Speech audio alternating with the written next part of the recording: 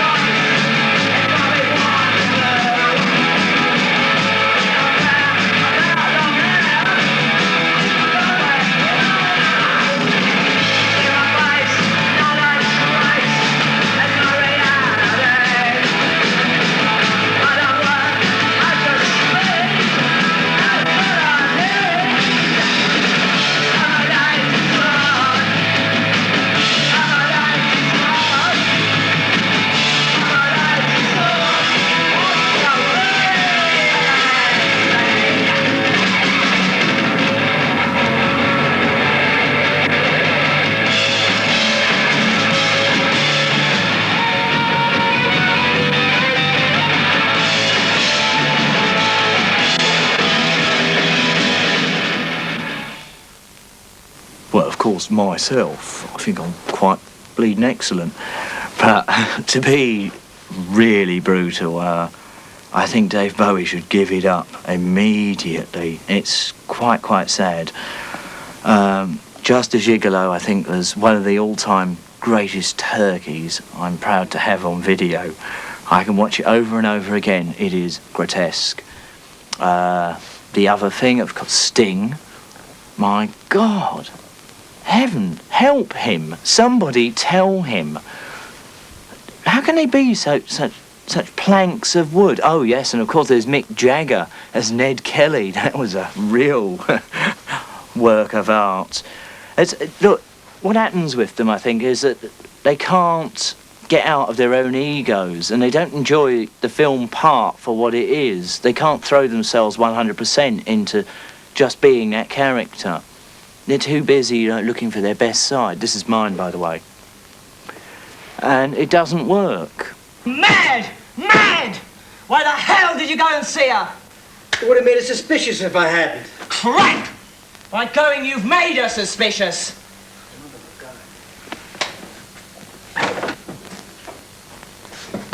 Don't get your balls in an uproar. I didn't say a thing. You don't need to. I can see it in your face. You just need to confess.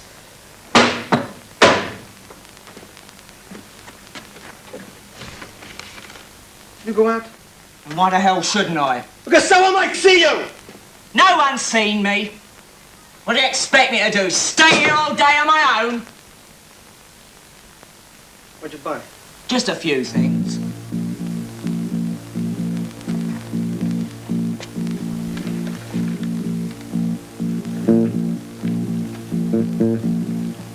By the way, I think we should get a television. The work that came out of it was quite nice. I mean, I like the film, I do. I can still watch it. But it really was too difficult. I don't like making movies. I gave up immediately. I cannot bear the idea of hanging around for 12 hours a day, just literally shaking with nerves, because you do. To just shoot 2 minutes of footage is ludicrous. It's too much pressure. You know, you get very close to a nervous breakdown. And there's a lot to be said also for why good actors have no character. Because they can't afford to, not if that's their career. They get no time to develop themselves as human beings, because they're constantly living other people's lives. Now that, I found utterly loathsome, because, I mean, the idea of supporting a bank robber, you know, someone who was sort of responsible for leaving the train driver's brain dead and dying, I'm sorry, I cannot support that. And secondly, he got caught, which is even more appalling. I can't have that in my life, that kind of failure, that kind of cheesiness. You know, I'm way up there. I don't want to hang around down there with the squalor. This is something Malcolm never ever respected, that working class people do have a sensibility, and are very repulsed by things like that. It might sound nice to him in his middle class morality. Oh, it's all so trendy and chic and hilarious, but it isn't really. You know, that could have been my father driving that train. Hello, who is it? We come to see. Open up. Here, who is this? An army arriving? Hold on. Who is it? Hello. Second. Hello, you're the second, are you? Yeah, all right. You don't look anything like Johnny Rotton. Don't f***ing want to. You know, if you didn't swear like that, you could be another Spencer Tracy. Suppose you want to ask the famous question, where's all the money gone? Where's it? I done it down the boozer, didn't I? Well, how much did you get away with it all together? Tons. 2.5 million. How much have you made? We're on our way, don't worry, we'll soon be up with you. How much have you made, John? Oh, we've got a lot of you didn't get any. Crime is strictly for mugs. Yes. Get into the pop world, that's the thing to do. Don't go around nicking bikes and things like that. Get yourself a guitar the honest Rob them way. legally. It was vile, it was awful. What a non-truth of a movie. There you go, that's an Oxford graduate or undergraduate, whatever he is, making this silly, non-realistic film. You know, I mean, we are still alive, most of us, and there we are being misrepresented in a grotesque way. I wanted to fight that in court, but again, you know, I don't have the money to do this kind of activity. If I did, then I would have no doubt won, because it was a degrading, stupid, lying piece of cheesiness, bearing no sense of reality whatsoever. It was his fantasy, you know, probably like the youth he never had. He was trying to live through us. Your mum says you're a nice boy. Any comment? Oh, no, strange. Oh, not my hair. Bloody hell.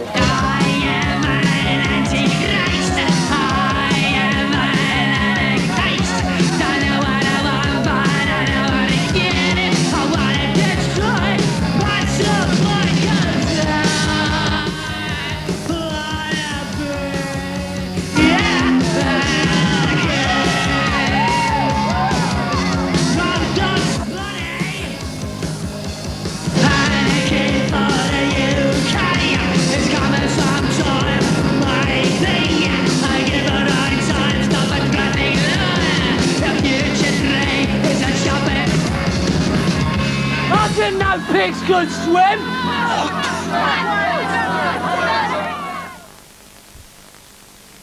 It's a shuttle service, really, isn't it, of activities, and that's all we are, is just product going down the line and stamped, and oh yeah, I don't think we need this one anymore because they're arguing that they deserve more money. That might be righteously so. Let's get rid of them and deal with the next. On and on, ad infinitum. The process just seems to be getting absolutely worse, actually. When you see manufactured outfits like Bros, and to be quite frank, they don't have a song to save their life. The lyrics are piss poor. The tunes, if you can find one, well done, are kind of haphazard based on what was currently popular over the 3 weeks period before. It's very much like the ABBA thing, but now the shuttle service is speeded up.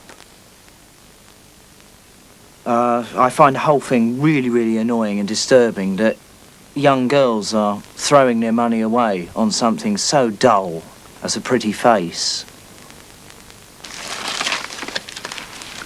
Hold on, just to take a few seconds. And this envelope here, there we go. That's the Lydons when we were young. Me and my brother Jimmy. Isn't that sweet? Don't you think? I'm the fat one. I mean, look at that, really. How could you remember looking like that? Spandau Ballet, remember when they thought they were ever so fashionable wearing tartan? There I was at the age of 3.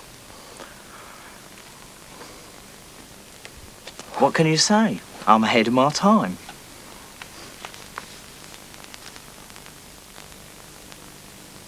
It's different, and it's constantly changing, and it has to.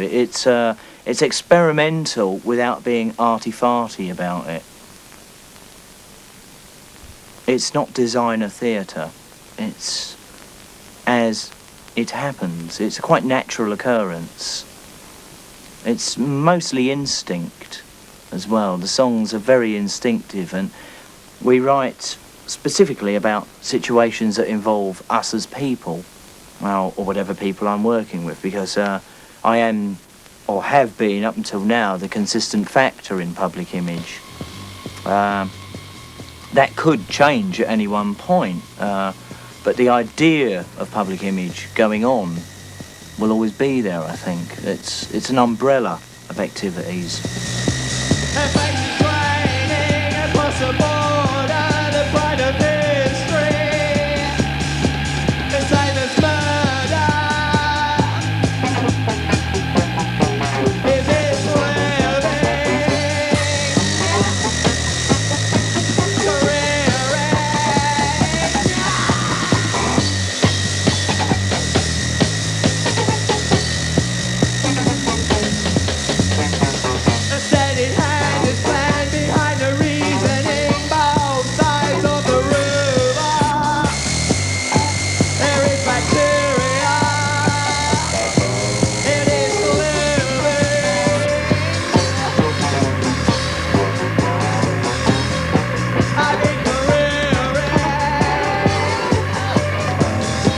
But you must have variety, or otherwise it's all completely tedious. And I'm very lucky that the job that's been given to me, from God, no doubt, God knows who, allows me that freedom to just do what I want.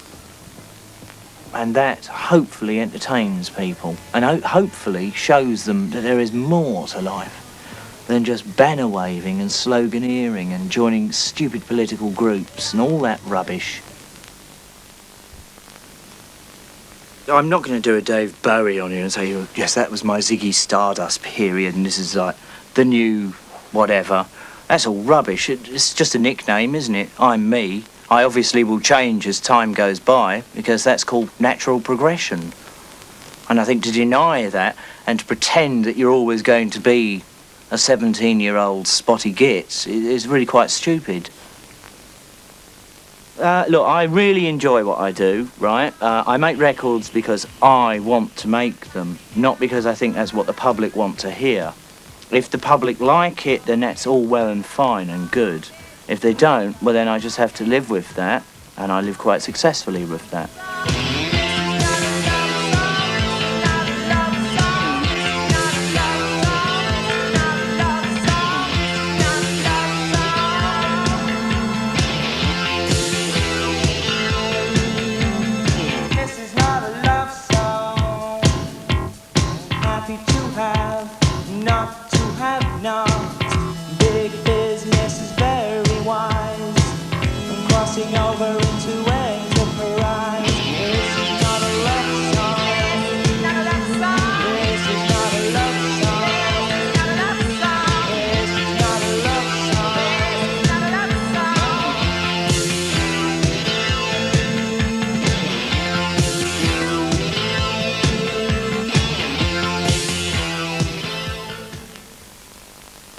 I went there because of the police harassment here.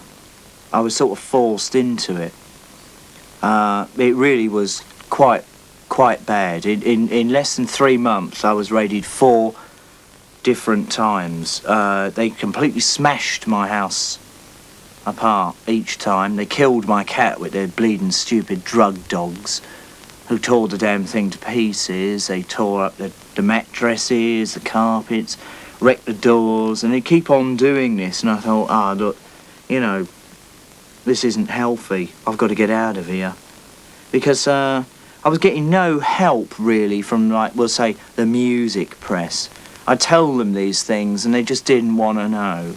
So I felt completely left out there in the wilderness. So I just packed my bags and sodded off.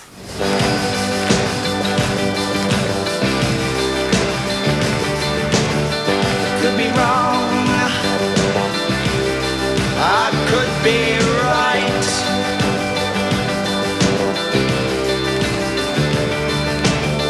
Could be wrong, I could be right.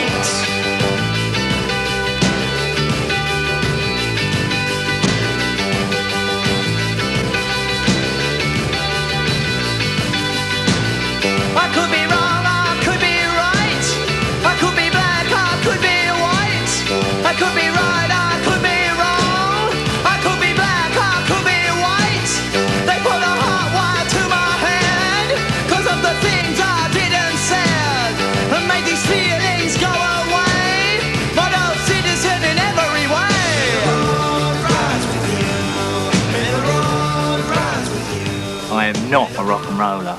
I've always despised that term because it just implies commerciality. I don't like it. Status quo of rock and roll. Dana is rock and roll. I'm not.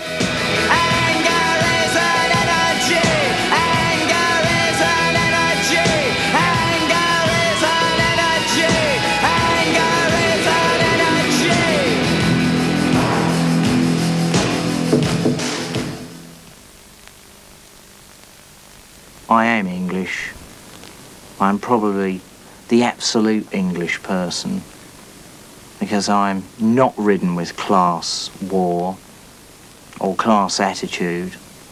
I've surpassed all of these things. I myself, I am an English individual, one that does not need a royal family. In fact, I'm really annoyed to see my tax pounds spent on her designer frocks. It costs me a lot of money when I go buy clothes, and I really get annoyed that that Poncy tart goes skiing in designer outfits. It really comes out of my hard-earned pounds. And yours, in fact, even more so yours. All you people that can't get jobs, right? Look what the economy is being wasted on. Fergie's frumpy tents.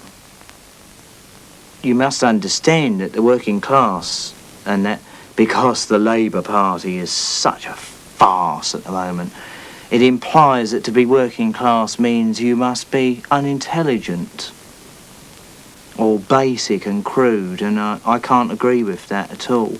I'm sorry, because intelligence is all important. Why should intelligence be in the ownership of things like the Conservative Party? It's not right. All kids should learn this in school. This is the weapon the Tories use against you. They want to keep you stupid. They want to keep you down. If you do not learn how to beat this system intelligently, you never will. That is the only lesson really in life to learn. Period.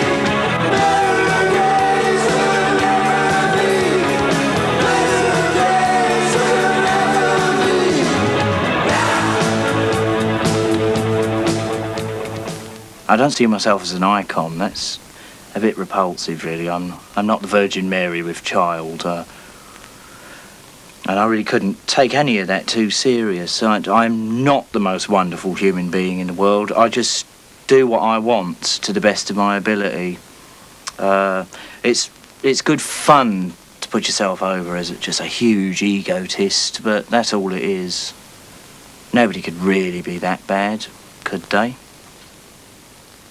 I'm an individual, and I've always appreciated myself as such. I don't want to particularly fit into any kind of community other than my own self-made image. I know what I am.